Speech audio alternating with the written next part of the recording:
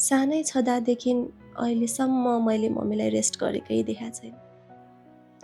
अझै पनि मेरो लागि दिनकै खटिराख्नुहुन्छ।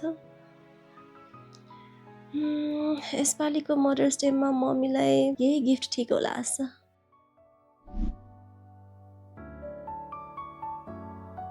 हेलो, नमस्ते।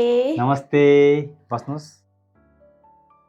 यो वाला हाम्रो हेल्थ प्लान हो यो हैन। हजुर। हेर्नुहोस् यही प्लान है। यसमा चाहिँ 10 वटा महिलाहरूलाई मात्र लाग्न सक्ने रोग जस्तै ब्रेस्ट क्यान्सर, युटेरस क्यान्सर लगायत ओभरी क्यान्सरदेखि लिएर विभिन्न रोगहरू महिला पुरुष दुवैलाई लाग्न सक्ने रोग भनेको major cancer, stroke, valve surgery लगायत विभिन्न यस्तो रोग लाग्यो भने पनि हामीले 5 लाखदेखि 50 लाखसम्मको चाहिँ कभरेज पाउने खालको बिमा। हामीसँग अर्को एउटा प्लान छ, डबल प्रोटेक्सन प्लस प्लान है। यो प्लानको मेन उद्देश्य के हो त भन्दाखेरि यसको चाहिँ प्रिमियम एकदमै लो छ, कभरेज रिच हुन्छ, सर्ट टर्म प्रिमियम पनि हुन्छ र वर्षमा उहाँले अब सपोज तपाईँले मदर्स डेको लागि चाहिँ गिफ्ट दिँदै हुनुहुन्छ भने चाहिँ नेक्स्ट इयर गिफ्ट दिँदाखेरि उहाँले चाहिँ बुस्टर फन्डको रूपमा एउटा फन्ड प्रोभाइड गर्छ। त्यो मात्रै नभएर हरेक 5-5 वर्षमा एउटा लोयल्टी रिवार्ड पनि पाउँछ। त्यसले गर्दाखेरि हजुरको मम्मीको फ्युचर सेक्योर भयो। So I guess if you can then please be हाम्रो घरमा चाहिँ तपाईँहरू आएर प्रोसेस गर्न सक्नुहुन्छ भने that would be really great. Hello,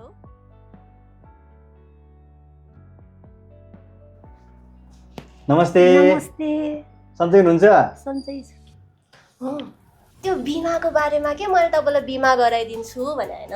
हजुरको छोरीले तपाईँको लागि चाहिँ एउटा बिमा गर्दै हुनुहुन्छ, हजुरको बुढेसकालको लागि चाहिँ सहारा होस् भनेर। त्यो अब पैसा डुब्छ कि भनेर उहाँको चाहिँ अब अलिकति त्यसमै ध्यान जान्छ। तपाईँले त्यस्तो कुनै पनि चिन्ता लिनु पर्दैन। बिमा कम्पनी कहिले पनि भाग्दा पनि भाग्दैन, बिमा कम्पनी डुब्दा पनि डुब्दैन। तपाईँ ढुक्क भएर चाहिँ बिमा गर्नुभयो हुन्छ। ल हजुरको बिमा प्रोसेस गरिदिउँ त त्यसो भए? हुन्छ। मोबाइलबाटै तपाईँको फर्म भर्छु।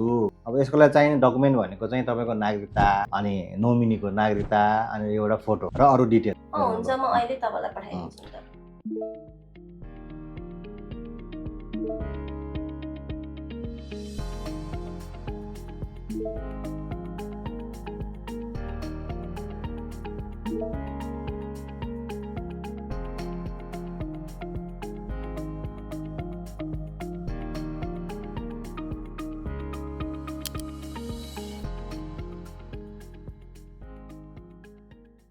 ल सबमिट भयो। ल हेर्नुहोस्।